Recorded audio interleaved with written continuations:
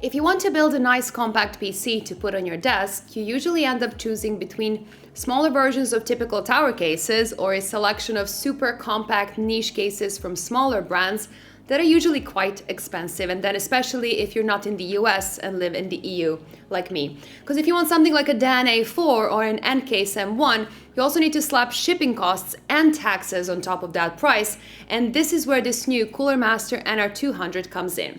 So it's not a simple rehash of an older Elite case like the H100 was, but a brand new case designed completely from scratch that's trying to offer the design, the build quality, and the performance that people come to expect from small form factor cases, and it's also affordable and accessible to everyone.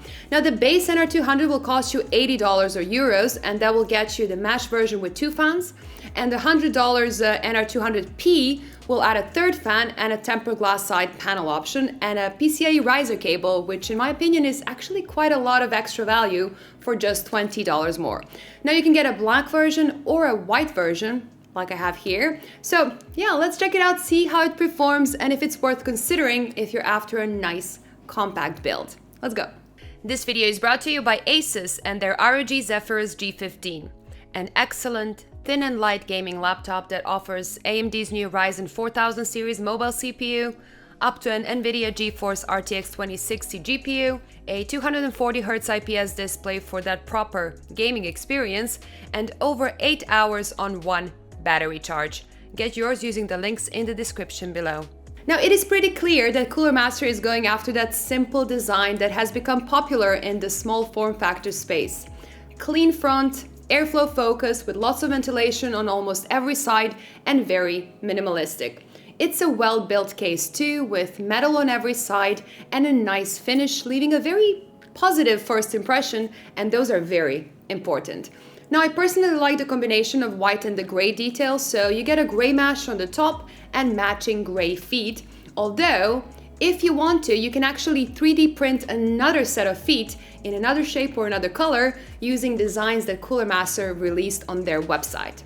I think it's a very nice size as well, being 292 millimeters in height, 185 millimeters wide, and 360 millimeters deep. Now the front I/O has a power button, reset button, 2 USB 3 ports, and a combined audio jack, but unfortunately there are no Type-C headers, which I guess is one of those premium features that they had to scrap to keep the price down.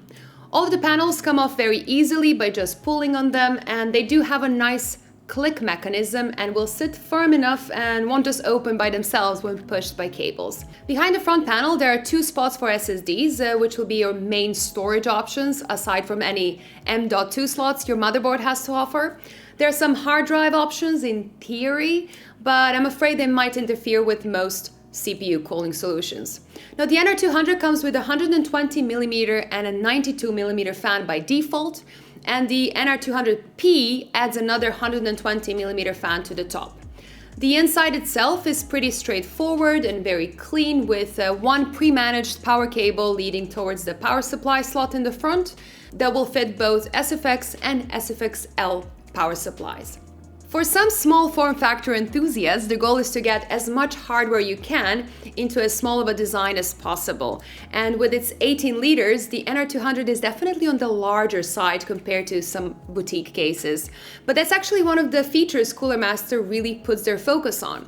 So instead of trying to be the smallest, they're giving you a bunch of different build options instead, while still remaining fairly compact. If you want to go for a typical air-cooled build, there is actually space for a typical tower cooler up to 155 millimeters if you go for the mesh panel, or 153 millimeters if you go for the glass panel, while fitting a 3-slot GPU up to 330 millimeters. If you want to use an all-in-one cooler, you can install a 240 millimeter or a 280 millimeter radiator if you use a mesh side, or you can install a 240 millimeter radiator in the bottom and use a vertically mounted 2 or 3-slot GPU if you go for the glass panel.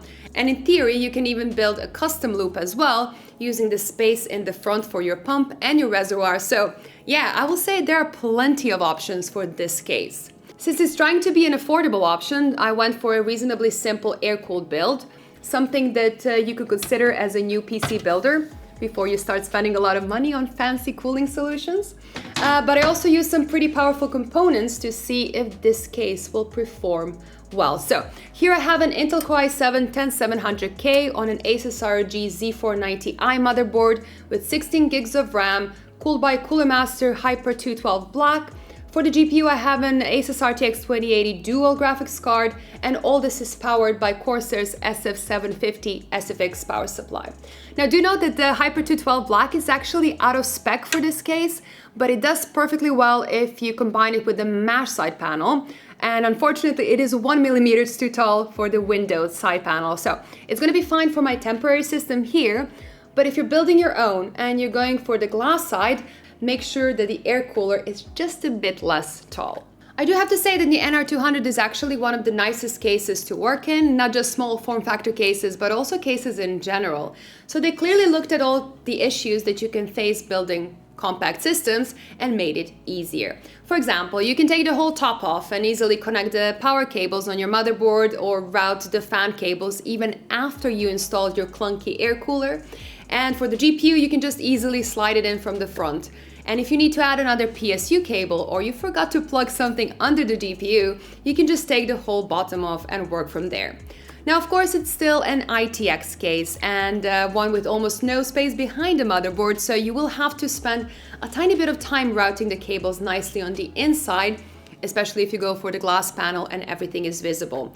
Now, it's not the only case that focuses on making small form factor PCs easy. The H1 from NZXT does take this user friendliness to a whole nother level with its pre-installed power supply and water cooling and all the cables being pre-managed. So it's really hard for this case to beat that user experience. Now, the H1 does seem a bit more expensive at 350 euros, but it's actually not that different if you're going for a water-cooled NR200 with a glass panel.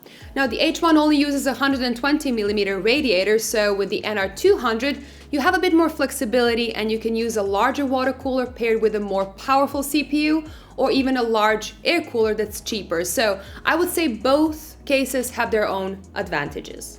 But a case cannot be good if it doesn't perform well, and thankfully the results I got are pretty decent. Now, starting with the results of a CPU and the GPU stress test with a mesh side panel, we can see CPU getting warm, but staying at safe 84 degrees Celsius. Now, keep in mind, this is a $30 CPU cooler on an 8-core Intel CPU pulling 125 watts. 67 degrees on the GPU is very comfortable too, as well as 68 degrees on the VRMs and 43 degrees on the motherboard. Now, swapping to the glass panel, we see something that's actually very interesting. Now, the motherboard, VRM, and GPU temps actually going down, with the CPU going up a bit. Now, overall, it looks a bit better, and this is pretty much the evidence that targeted airflow is in fact better than just adding more holes everywhere. Now, for reference, I actually took the entire side panel off, and that helps the CPU a tiny bit, but again, actually hurts the other results. Either way, the results are pretty clear. With a simple air-cooled build like this, with either the glass or the mesh side panel, it will be completely fine to keep your components on reasonable temperature levels. Now, as I got this final retail unit only a couple of days ago, I didn't really have time to retest multiple configurations, but Cooler Master did reach out to me a couple of months ago with a prototype, and at the time I actually built an i9 RTX 2080 Super system and cooled it with a Noctua U12S as well as a Kraken X52 from NZXT. Now, that build showed some pretty good results as well. So at this point, I think it's pretty fair to say that this NR200 design can pretty much handle any high-end rig with no problems whatsoever. So that's pretty much it for this case, and I know that some of you will criticize it for not being even smaller, but I have to say it's refreshing to see them design a new case from scratch that is actually really easy to work in, that is accessible for new PC builders, that gives you a lot of flexibility when it comes to component choices, and on top of that, actually performs really well. It's not the most innovative case of 2020, but I would say it's really nice. Now, it's actually affordable as well. I mean, $80 or $100 depending on the version you want, is really cheap compared to what most small form factor cases will cost you.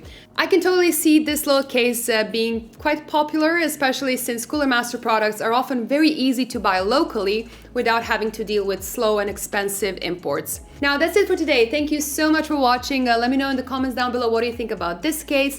Don't forget to like this video and subscribe to this channel for more. Bye guys!